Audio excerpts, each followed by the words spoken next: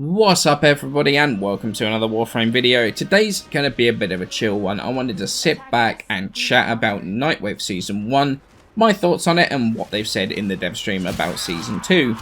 Gonna straight up say right now there was a lot of the first season of Nightwave that I didn't mind at all.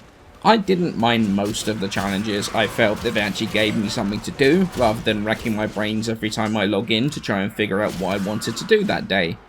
I like the lore aspect of it, and things that it's introducing to the game, and the fact that it is actually tied into upcoming content as well. Introducing some world building, to me that is fantastic, and makes it feel like the story and the world is progressing, you know, week by week or fortnight by fortnight, whatever it was. And honestly, the rewards to me felt alright. It had a real nice armor set in there, a couple of good mods along the way, I mean 2 out of 3 ain't bad, and the straight power creep of the Umbral Former. I wanted each of those rewards, and I was determined to get them as soon as I possibly could. Although, that being said, 15 wolf creds per rank when you hit prestige was a huge slap in the face. Especially since catalysts, which I do actually need, are 75 each, or 5 ranks worth. Basically a week and a half's worth of doing challenges, almost 2 weeks worth. I'm still going to do it, because, well, you know, may as well, it's not like there's anything else to do. But the rewards are so pants at that stage, it's unreal that honestly a lot of people just didn't bother and just stopped. That, plus the fact that we don't actually know how often we're going to get Umbral Former, means that you can't make an informed decision on what you're going to use it on. With most content creators have put it on stuff like a Sheev. I mean, that's what Shy did. I put mine on Inara so I could push his health higher. But honestly, with no idea when or if more are coming, we can't really make that decision whatsoever. And some of the challenges were just boring. They weren't difficult.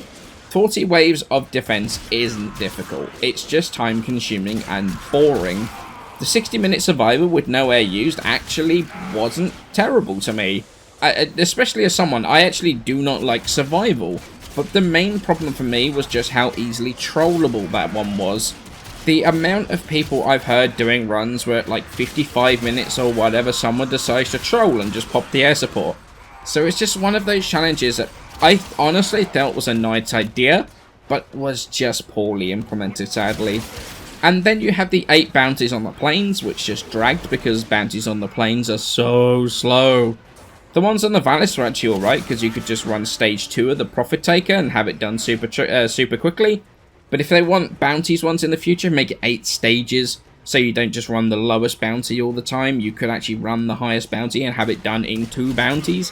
Even if you up the amount of stages you had to do, like were required to do, that would have been better than 8 full bounties here. And one that I didn't really see many people talking about until I saw MC Gamer's video, massive shout out to him here, which is the guild and modular weapon thing. If this had been when the kit guns or the Zors or even the mowers actually came out, this wouldn't be so bad. However, for the most part, a lot of people already have all theirs built. So to do this, they either had to hold off on guilding a modular thing in case the challenge came up, or build throwaway items just for the Nightwave rep. Neither of which, from a gameplay point of view, are really particularly ideal situations. In terms of the grind, I personally didn't find it too grindy. It certainly didn't burn me out, to be honest. In fact, actually, it personally gave me a reason to log in and have something to do. Most weeks, I could have the entirety of Nightwave done in a couple of hours, which I often did and then just played other games. On the other hand, though, I do understand that maybe if you've only got an hour, an hour a night to play, you don't want to spend your entire time running Nightwave stuff, especially if you actually have stuff, like other stuff in the game to progress through, which admittedly right now I don't, so that is definitely something to factor in as well, and something that honestly, and I'm guilty of this, is very easy to forget. But that kind of sums up my thoughts on the first iteration of Nightwave. I personally still enjoyed most of it. Some of it made me groan when certain challenges came up, but for the most part I liked having something to focus my attention and something to aim for in a time where there's nothing really else going on. But that brings me to these image that they showed in the last dev stream about Series 2 changes. The first 2 are the most important here because we don't really have a lot of information on the rest. and we're going to get some more info on that in a dev workshop soon. But the real important ones here are catch up and the less it's more parts. Let's start with catch-up. I was actually chatting with Phantom Pain, who's one of my mods. We were chatting about Nightwave, and he spoke about a new player that had joined the game partway through Nightwave and couldn't get all the rewards, and that was a real turn-off to them. And I actually have seen quite a few people talking about this in my Discord too.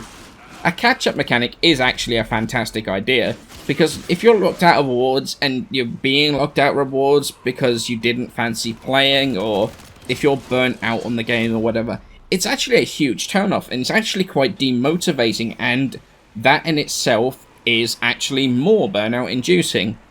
The top end rewards like the armor set and the umbral form are real attractions, and if you realise partway through the season you can't get them, then it's so easy to feel frustrated, and if you're burnt out with the game already, then this is absolutely not going to help matters at all.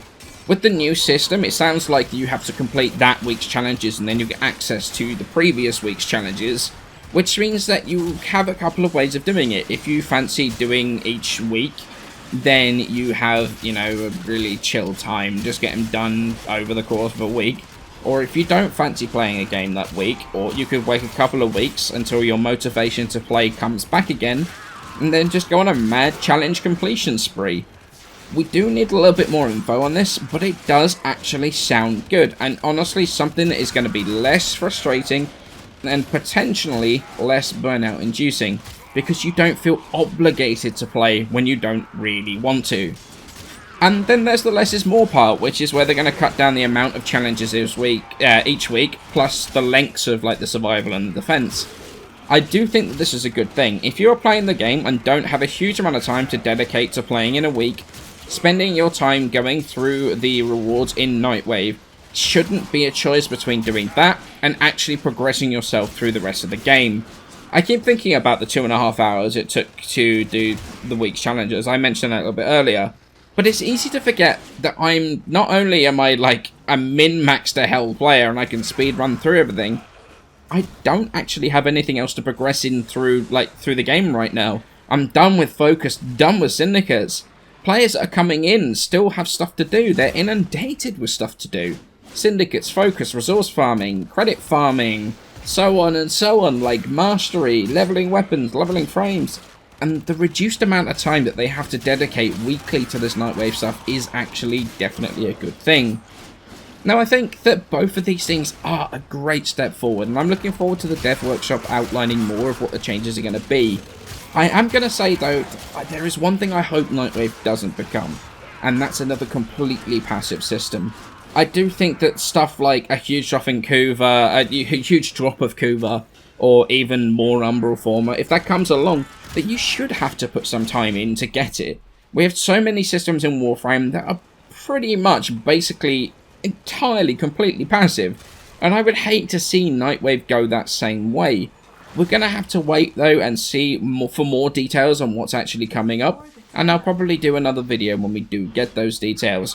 I would love to hear your thoughts on Nightwave and what you would love to see change in the comments below. However, many thanks for watching this video. I hope you have a wonderful day, and I shall see you in the next one.